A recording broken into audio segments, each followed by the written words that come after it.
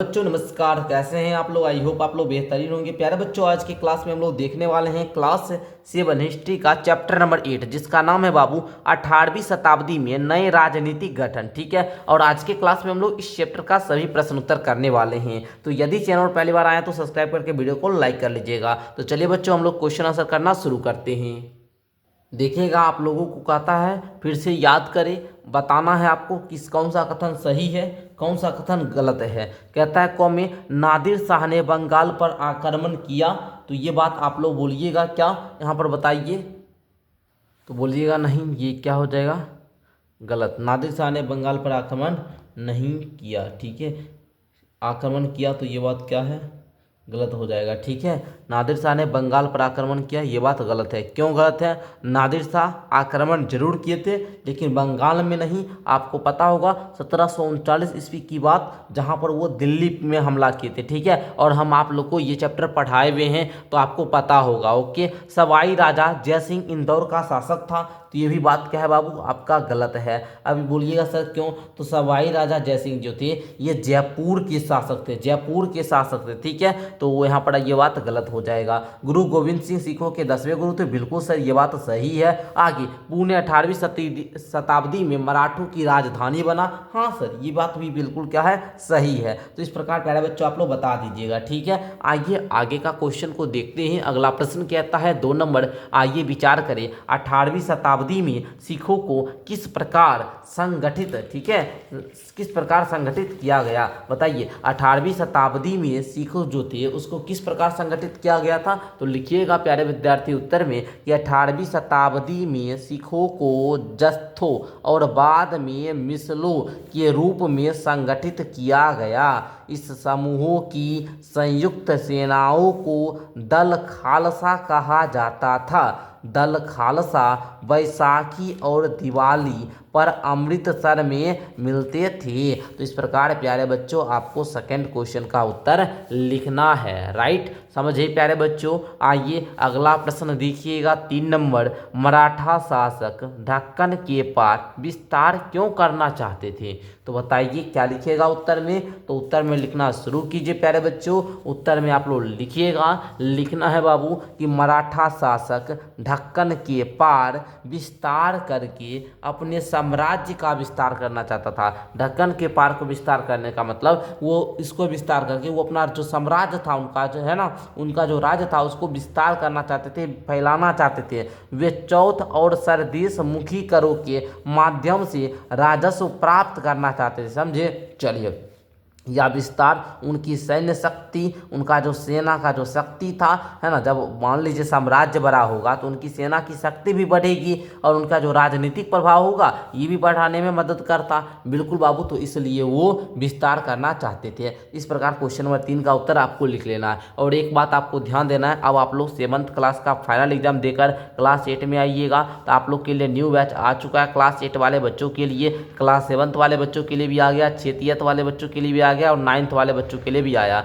जो भी बच्चे जुड़ना चाहते हैं 62 069 उसके बाद क्या है आप लोगों का 57 681। ठीक है, 62 069 57 681। एक बार फिर से कॉन्टैक्ट नंबर देख लीजिएगा, 62 069 57 681। इस नंबर पे व्हाट्सअप मैसेज कीजिएगा या कॉल करके आप लोग अपनी मम्मी पापा से बात करवा के भी आप लोग बैच को ज्वाइन कर सकते हैं। 599 रुपया में 1 साल पूरे आपको पढ़ाया जाता है, तो आप लोग जरूर जुड़िए। ओके, आइए अगला प्रश्न देखिएगा 4 नंबर कह रहा है बाबू कि क्या आपके विचार से आज महाजन और बैंकर उस तरह का प्रभाव रखते हैं जैसा कि वे 18वीं शताब्दी में रखा करते थे? तो प्यारे विद्यार्थी लिखिएगा उत्तर में कि आप, मतलब आज महाजन और जो बैंकरों का प्रभाव अलग अलग है। 18वीं शताब्दी में उनका जो प्रभाव होता था अक्सर स्थानीय और व्यक्तिगत स्तर पर अधिक होता था, लेकिन आज की बात करें तो आज इनका प्रभाव आधुनिक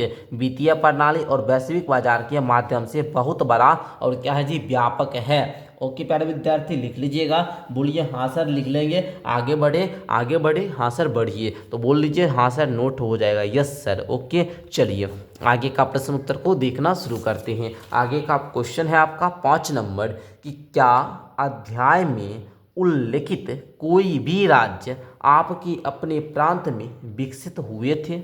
आप लोग बताइए, यहाँ पर कोई भी राज्य जो उल्लिखित है वो आपके प्रांत में विकसित हुआ था? यदि हाँ, तो आपके विचार से 18वीं शताब्दी का जनजीवन आगे 21वीं समझे शताब्दी के जनजीवन से किस रूप भिन्न था? ठीक है, चलिए तो इसको हम लोग क्या करते हैं, समझने का प्रयास करते हैं। तो लिखिएगा उत्तर में, 18वीं शताब्दी का जीवन राजनीतिक अस्थिरता और पारंपरिक सामाजिक संरचनाओं से चिन्हित था। ठीक है प्यारे बच्चों, है ना। आज का जीवन की बात करें तो ये आधुनिक तकनीक, बेहतर स्वास्थ्य सेवा के साथ अलग है। ठीक है, चलिए तो इस प्रकार आज के क्लास में हम लोगों ने, अच्छा एक और प्रश्न है ना, चलिए एक और प्रश्न है, देखिएगा। राजपूतों, जाटों, सिखों और मराठों में से किसी एक समूह के शासक और कुछ कहानियां का पता लगाना है। समझे बाबू? तो आप लोग पता लगा लीजिएगा कि हम बताएं। बताइए आप लोग, जल्दी से बताइए प्यारे विद्यार्थी, ये आप लोग पता लगा लीजिएगा कि सर आप लगा दीजिए।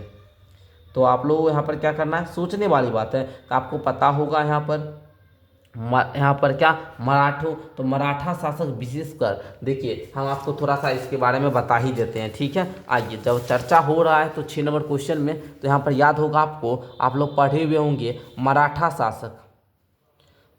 शासक छत्रपति शिवाजी महाराज के बारे में, है ना, शिवाजी महाराज, है ना। और भी जानते होंगे बाजीराव प्रथम, जानते हैं? बिल्कुल सर, बाजीराव प्रथम। ठीक है, इनसे जुड़ी कहानियाँ आपको बहुत ज़्यादा पढ़े होंगे। छापामार युद्ध नीति हो गया, दानशीलता हो गया, ये सब दर्शाता है। शिवाजी महाराज जो थे ना बाबू, शिवाजी महाराज, इनको अपने सेना के साथ विषम परिस्थिति में भी निर्भय रहना, बाजीराव प्रथम को तेज गति से शत्रुओं को पर प्रहार करना और उनकी वीरता की अनुगाथाएं आज भी क्या है, प्रेरित है। शिवाजी महाराज का क्या था कि अपनी सेना को विषम परिस्थिति में भी निर्भय रहना बताते थे। और बाजीराव प्रथम जो थे, ये दुश्मनों पर, ये अपनी तेज गति से शत्रु पर प्रहार करना, इससे ये जाने जाते हैं ये व्यक्ति। समझे? तो आप लोग दोनों के बारे में पढ़िएगा बढ़िया तरीका से। ठीक है, शिवाजी महाराज अपनी सेना के साथ अज्ञात जंगल में थे। ठीक है, और भूखमरी की स्थिति में एक गरीब आदमी ने उन्हें रोटी